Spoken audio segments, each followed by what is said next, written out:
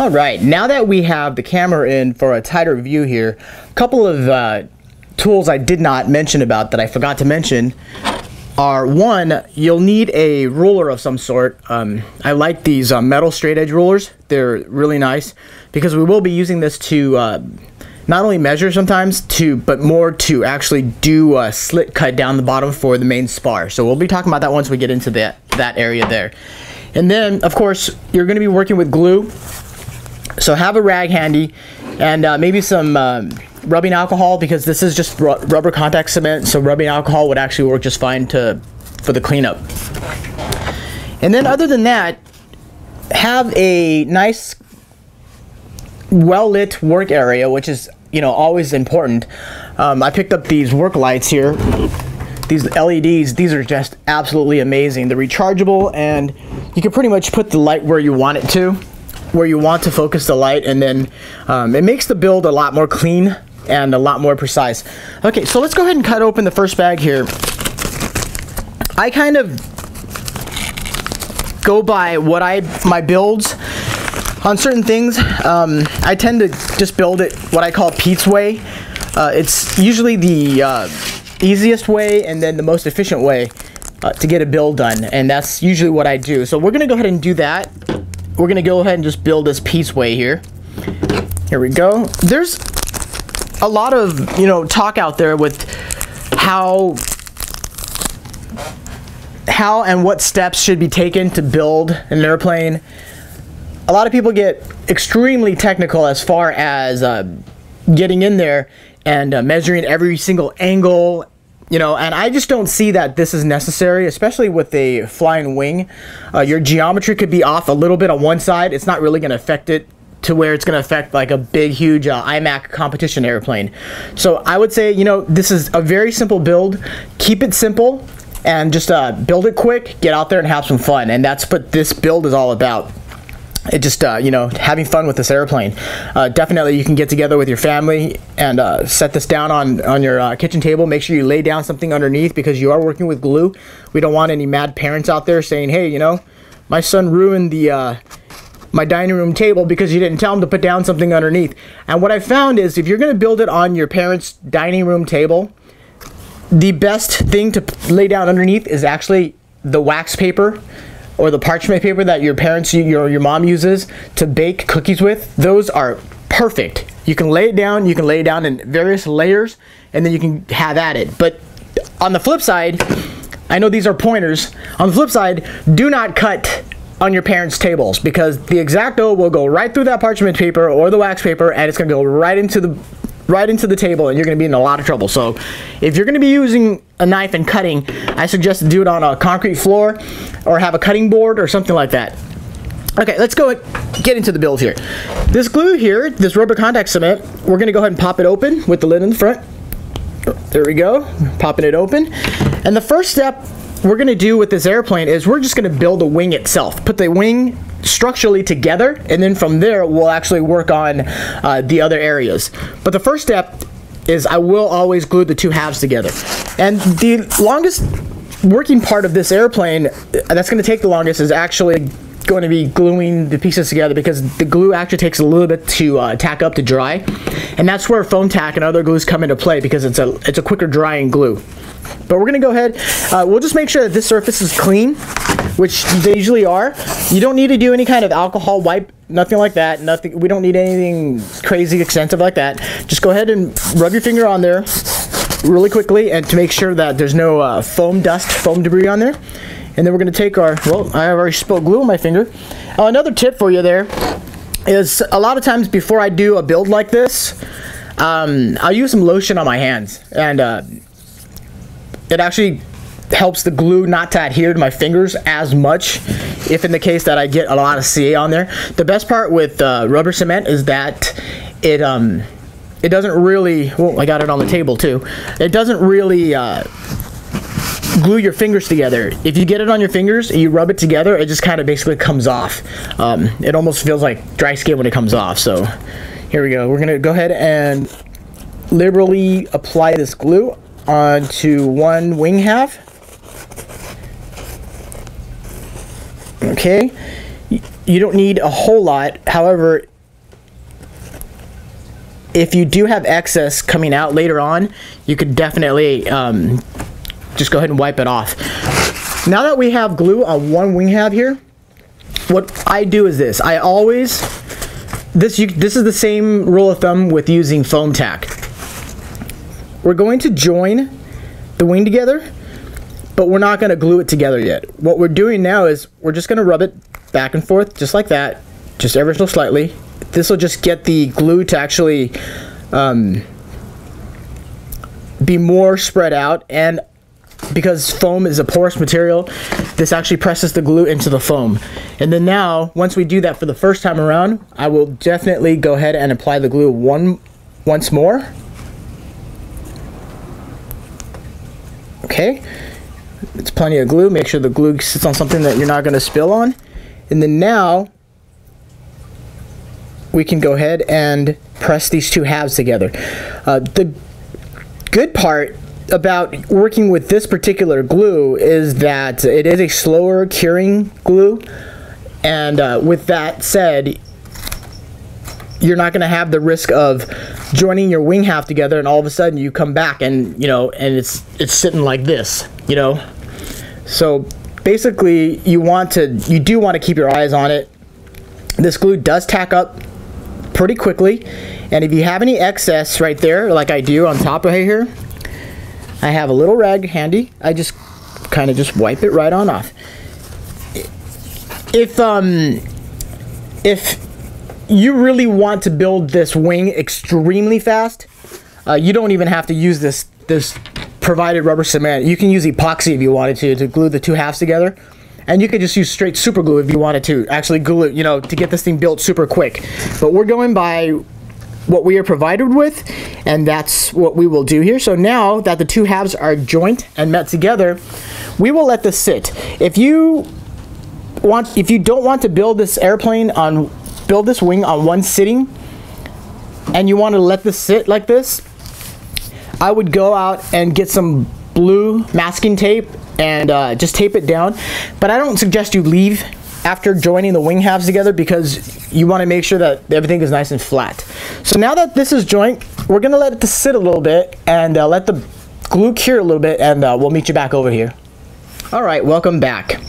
We've given the wing halves significant enough time to actually tack up.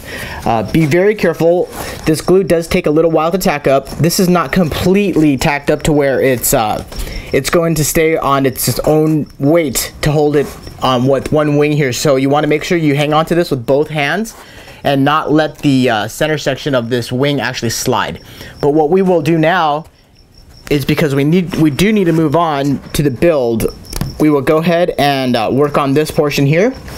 And what we're doing here is we're flipping the wing upside down. So this is the bottom side of the main wing of the Stinger wing. And what we're going to locate is we're going to look for this piece of flat carbon. It is very thin, and it is wide. It is wide on one side, and then it's very thin on the top side.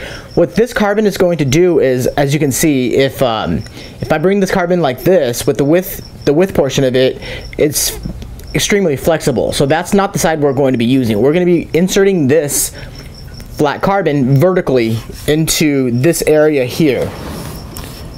Here we go, right about there. Keep in mind, this portion here, the slit for this is not cut out, because this is actually personal preference where you want to put it. You want to put it closer towards the main spars in each wing, or a little bit farther back. So that's kind of your personal preference. I don't see a benefit to having it farther back or farther forward. I just find a pretty medium part here, and I kind of just gauge it by my eyes and call that about straight. And then what I usually do is I actually forgot to grab my Sharpie. I get a Sharpie and then just draw a line there and then go ahead and cut it. And this is where I say the metal rollers definitely come into play here. So what we'll do is, since I do not have a Sharpie on me, I can just go ahead and lay down my metal roller here, and this piece of carbon is just about 8 inches. So I know that I'm going to go ahead and cut a slit just about 8 inches. This carbon here is only, let's see here. Hold on, let's see here. It is just about, it's just under 1/4 of an inch in width. So you want to make sure when you go ahead and slit this with the X-Acto here, you're not going to be cutting all the way down and too far into the foam, into the other side. All you're doing is just scoring. You're just basically, you know, another pointer here is when you have your Sharpie, you can mark the thickness of this carbon to the tip of your Sharpie, and you'll know exactly how far down you need to go. You can actually cut it a little bit more shallow because it is EPP foam, and when you insert that carbon, flat carbon in there, it'll actually, you could press it in a lot farther than you actually cut the slit. But we're gonna eyeball it here, and we're just gonna go ahead and slit this all the way down to just about 8 inches, give or take. A little bit longer, it's okay. A little bit shorter, you'll just have to cut it a little bit longer. Okay. And just like that. I think that looks about good. You can see that the wings definitely tacked up, but they're not dry because they kind of shifted a little bit with that glue. This is where I'm going to tell you, if you do want to build this in a hurry, this section can be done within a minute if you decided to use CA glue or epoxy, 5-minute epoxy. But we decided to use the glue that's included. You know, a lot of this building is for the fun of building it. So sometimes, you know, patience is a virtue. You got to kind of wait while these things sit and set up here, and then come back to it. Okay, so now we're going to just basically test fit our carbon, and we can see that actually fits pretty good. What I do is, because this carbon is a little bit wider than the X-Acto blade, I'll go ahead and just kind of score this with the carbon without pulling the wing apart, of course, and it kind of just gives it a little bit wider of a stance. You can see that glue moved again. It's okay that it shifts like this because this rubber cement, right now it's just tacking up. It's not dried yet, so you could still have your you know, it's still you have your area to still move it around without it actually getting stuck in one spot here.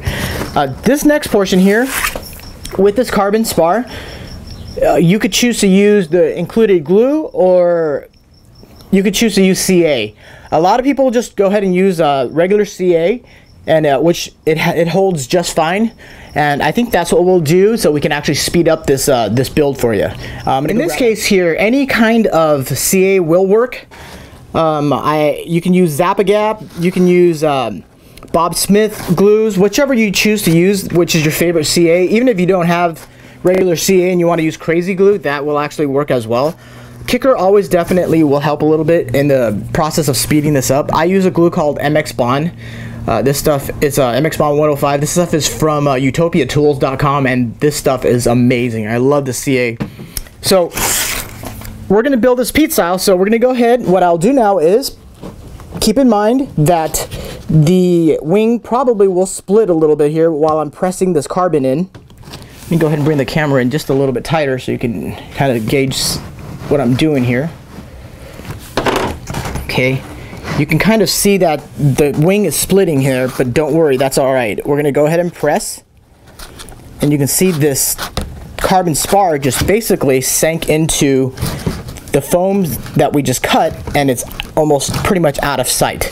And that's what we're looking for. You want it completely flush. And if you notice that if there's a little area that's higher than the other, you can just press a little harder, or you can always just grab your X-Acto. Like this area is a little higher, we're gonna go ahead and just grab the X-Acto, and we're just gonna go ahead and sink this just a tad bit more right there, and then we're gonna give it a press, and it's all the way down. Okay, this process now actually is good because now you have support down the center line, and you can actually meet this together and it'll stay there. And once you tack it with the CA, it's going to just stay there. Okay, now there's two different methods of actually doing this. If you're going to glue this spar in with the included rubber contact cement, you're going to want to put the rubber contact cement on the spar itself and then insert it down into there while you're pressing. That's if you use that. If you're using, I'm gonna go ahead and make sure this is all pressed in nice and tight here. There we go. No gap. Great, we're looking good here. If you're going to use CA, all you're going to do in this case is what we do, a process which we call wicking. And again, EPP foam and foam in general is porous. So all we're doing is we're just running the CA along the line of the carbon, and the CA will actually just seep into the foam and then seep into where all the necessary areas with the carbon spar is at, and then adhere in that process there. So this is a process called wicking. We do this quite often with what we call CA hinges with the larger gas airplanes and electric airplanes. So I think we're gonna call that looking pretty good there. So I will now grab this and wick it. If you're using extremely thin CA, definitely use a tip so you don't get CA everywhere. Here we go. All I'll do is I'll just line this up and run a bead of CA right down the carbon. It's a little hard to see right there because it's countersunk pretty good right there. Okay. And that's pretty much it. Makes you feel any better, you could run a second bead, because the first bead usually will absorb, and then the second bead will actually stay on top of it just a little bit and gives it a little bit more of adhesion there. Okay, so that is in there. This process here, I don't really use kicker to speed it up. When you use thin CA, when it hits carbon and foam, it normally tacks up right away, just about instantaneously, and it's pretty much dries like extremely fast. Be careful if you're going to use kicker, because the vapors coming off of the super glue will sting your eyes. So try to stay away from using kicker and then looking directly at it. The CA fumes are intense sometimes when they get to your eyes. Okay, so now that this center section we're jointed there and the spar is in, we're going to back the camera off. There we go. Pop it in a little bit. We're going to install the winglets, or the vertical stabilizers. Let me tell you why I did not. Actually, I need to look at this really quick, make sure this is flat. Yeah, that's good. Yeah, we're just looking down the center line here, making sure that this is nice and flat. There we go. The reason why I don't install these while before I actually install the spar is when you put these on there like that, and then you go to flip it, you're not going to have a completely flat surface. It's going to be sitting on the winglets, and it's going to make it very difficult to actually insert this and then getting that nice, clean, level look or level line down the center there. So that's why I don't do that. I skip that until I get this spar glued in this spot here. Okay, now what we do is we're going to glue the winglets on there.